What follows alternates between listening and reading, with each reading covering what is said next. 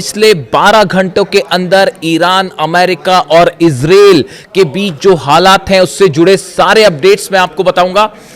इस वक्त की सबसे बड़ी खबर है, ईरान और अमेरिका के बीच एक बार फिर भयानक जंग शुरू हो चुकी है और ईरान ने अब 3 अरब देशों पर निशाना साध दिया है। अरब देशों पर मिसाइल्स और ड्रोन से हमले शुरू कर दिए। देखिए, लगातार दूसरे दिन अमेरिका ने ईरान पर हमले किए हैं। ये हमले 3 आइलैंड्स पर हुए हैं, 3 ठिकानों पर हुए हैं। सिरिक आइलैंड, केशम आइलैंड और बंदर ए लेंगा जो शहर है, यहां पर ये हमले किए गए। 10 मिलिट्री साइट्स को, ईरान की 10 मिलिट्री साइट्स को जो है वो निशाना बनाया गया है। और खास तौर पर ये जो हमले थे ये केशम और सिरिक आइलैंड पर किए गए। और अमेरिका के फाइटर जेट्स F-35 जेट से ये हमले किए गए हैं। बताया जा रहा है कि जो एयरक्राफ्ट कैरियर्स खड़े हैं अमेरिका के, वहां से इन जहाजों ने टेक ऑफ किया और भारी बमबारी की गई है ईरान के इन द्वीपों के ऊपर। उसके बाद हालात ये है कि ईरान ने जबरदस्त पलटवार शुरू कर दिया है। बहरीन में, कुवैत में, इराक में इस समय हमले जारी हैं। सबसे बड़े हमले बहरीन और कुवैत में हुए हैं।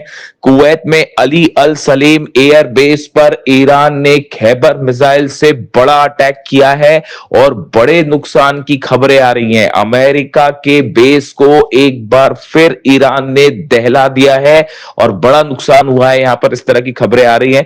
देखिए, अली अल सलीम एयरबेस जो है कुवैत का, यहां पर बड़ी संख्या में अमेरिका के जेट्स मौजूद हैं, अमेरिका के सैनिक मौजूद हैं और इसे निशाना बनाया गया। और एक बार फिर अमेरिका का पेट्रियट सिस्टम खैबर मिसाइल के सामने बुरी तरह से फेल साबित हुआ है। बताया जा रहा है कि कई ड्रोन्स भी लॉन्च कर दिए गए हैं कुवैत के ऊपर और कई जगह धमाके की खबरें भी आ रही हैं इस समय कुवैत पर, यानी कुवैत पर बड़ा हमला कर दिया है ईरान ने।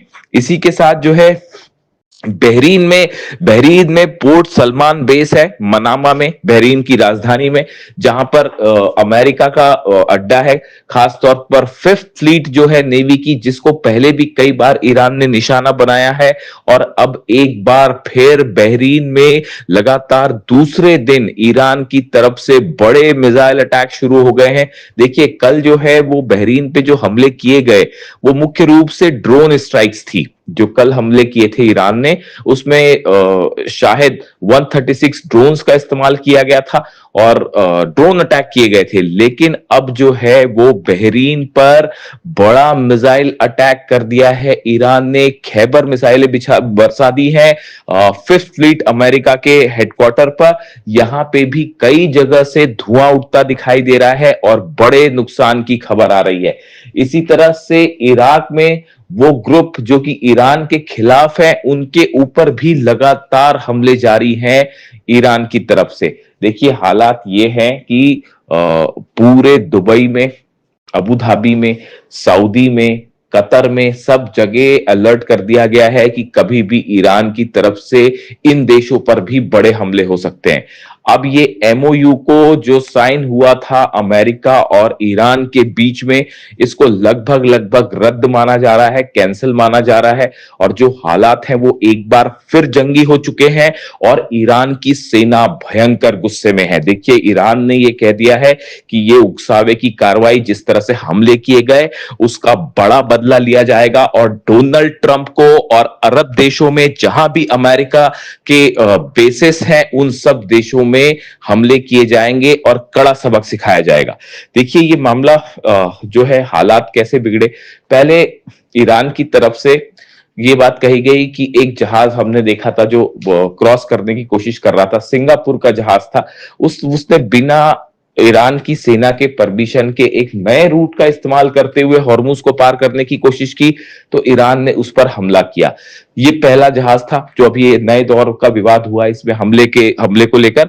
और कल फिर ईरान की तरफ से एक जहाज को निशाना बनाया गया है जो कि उसी नए रूट से निकलने की कोशिश कर रहा था।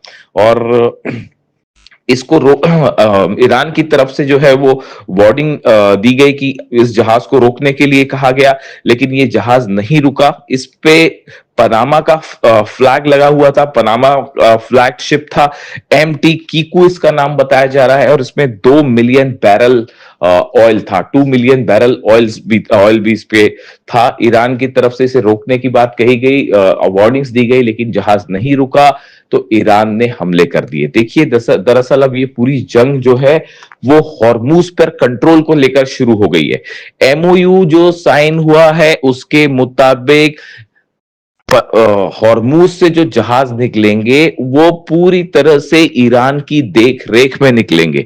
यानी हॉर्मूज खुलता है तो ईरान की देखरेख में जो है वो खुलेगा। लेकिन अब हालात ये हैं कि अमेरिका कई अरब मुल्कों के साथ मिलकर हॉर्मूज में एक नया रास्ता बनाने की कोशिश में जुटा है।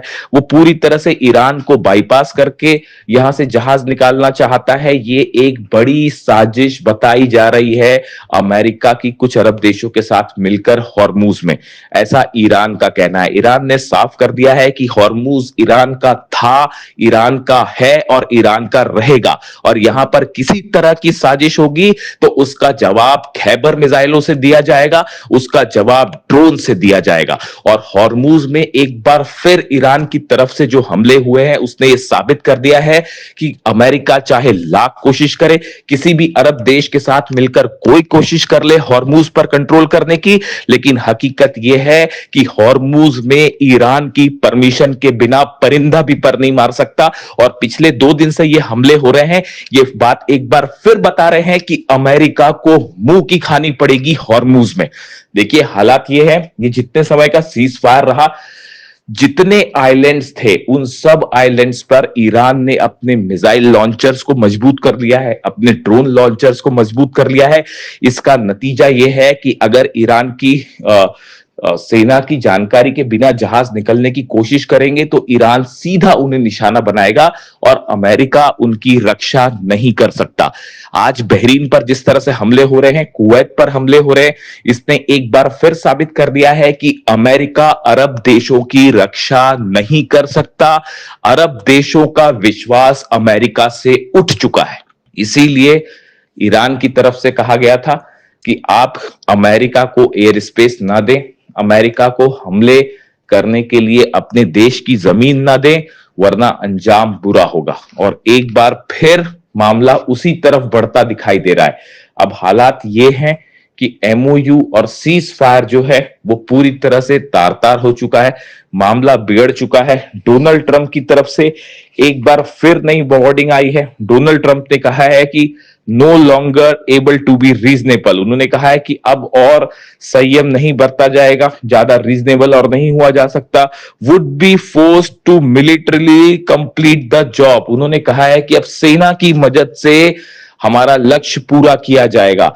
इसे एक प्रकार से इस बात का ऐलान माना जा रहा है कि अब अमेरिका और ईरान के बीच हालात और खराब होंगे और बड़ी जंग शुरू हो सकती है। इसी बात की वार्निंग रूस की तरफ से दी गई थी, इसी बात की वार्निंग चाइना की तरफ से दी गई थी। मैं आपको बार बार अपने वीडियोस में यह बात कह रहा था कि एक बार फिर धोखा होगा, एक बार फिर धोखा होगा, और देखिए वही बात सही साबित हुई। हमने एमओयू, जिस दिन एमओयू साइन हुआ था उसी दिन हमने अपने पॉडकास्ट में आपको बताया था कि इस एमओयू की कई शर्तें ऐसी हैं जिन्हें पूरा करना बेहद मुश्किल है और ये एमओयू ज्यादा दिनों तक टिक नहीं पाएगा। और इस एमओयू के पीछे, पर्दे के पीछे ईरान के खिलाफ कई साजिश रची जा रही है।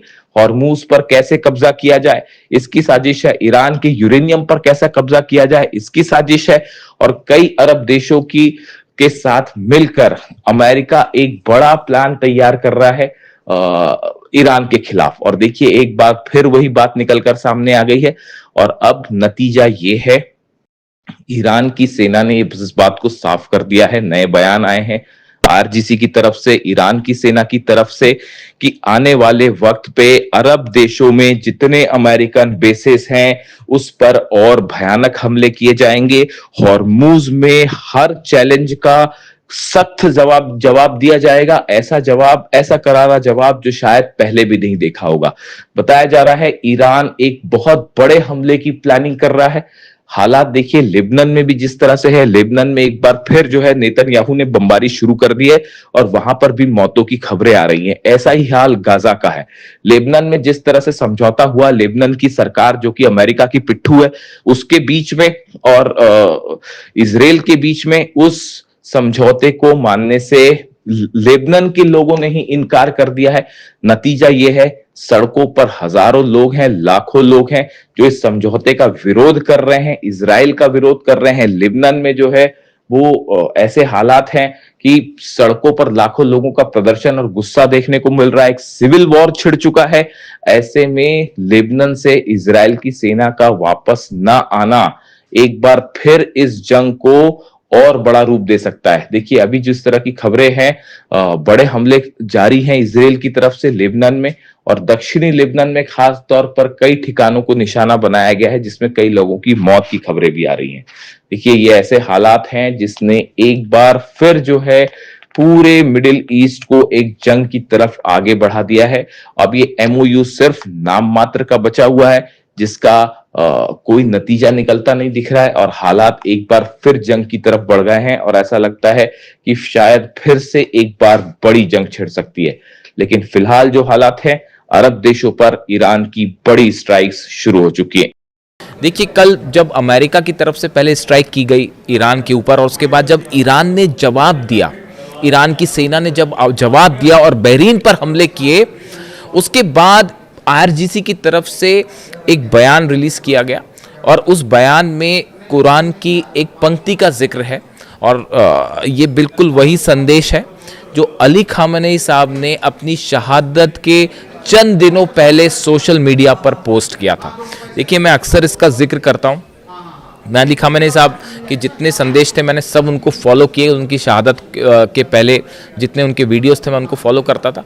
आखिरी जब उन पर हमला हुआ उसके चंद दिनों पहले उन्होंने अपने सोशल मीडिया पर एक पोस्ट उनके हवाले से किया गया था जिसमें कुरान की कुछ पंक्तियों का जिक्र था, जिसमें ये लिखा गया था कि अगर कोई आप पर हमला करता है तो उसको बिल्कुल उसी के अंदाज में जवाब दीजिए।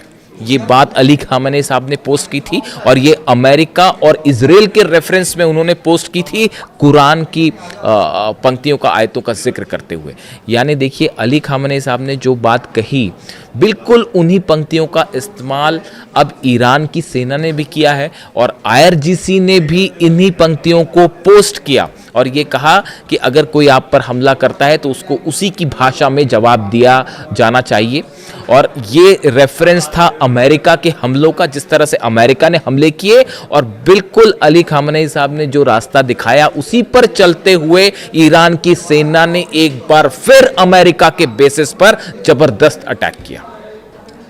मैं इसीलिए अक्सर कई बात ये कहता हूं कि अली खामेनी साहब हमारे बीच में नहीं है, लेकिन उन्होंने अपनी सेना के लिए एक ऐसा विजन छोड़ दिया है, ईरान की जनता के लिए, ईरान के 9 करोड़ लोगों के लिए वो विजन छोड़ दिया है जिससे कभी ना अमेरिका और ना इजराइल ना ही कोई और मुल्क कभी ईरान को नहीं हरा सकता। हराने की बात तो छोड़िए, आज ईरान सब पर अकेला भारी पड़ रहा है, चाहे वो अरब देश हो, चाहे अमेरिका की फोर्सेस हो, चाहे नेतन्याहू की फोर्सेस हो। और इसके पीछे यही विजन है, यही प्लानिंग है, यही दूरदृष्टि है जो अली खामेनी साहब ने अपनी सेना को विजन दिया। इसीलिए मैं कहता हूं कि वो न सिर्फ एक अच्छे सुप्रीम लीडर बल्कि बेहतरीन मिलिट्री कमांडर भी थे। और ये ही उसका, ये जो कल ईरान की सेना ने जिस तरह से स्ट्राइक किया और वो मिसाइल्स रुक नहीं पाई, ड्रोन्स रुक नहीं पाए और जिस अंदाज में हमला किया, ये एग्रेसिव जेस्चर बताता है कि अली खामेनी साहब ने जो है वो ईरान की जीत सुनिश्चित कर दी है।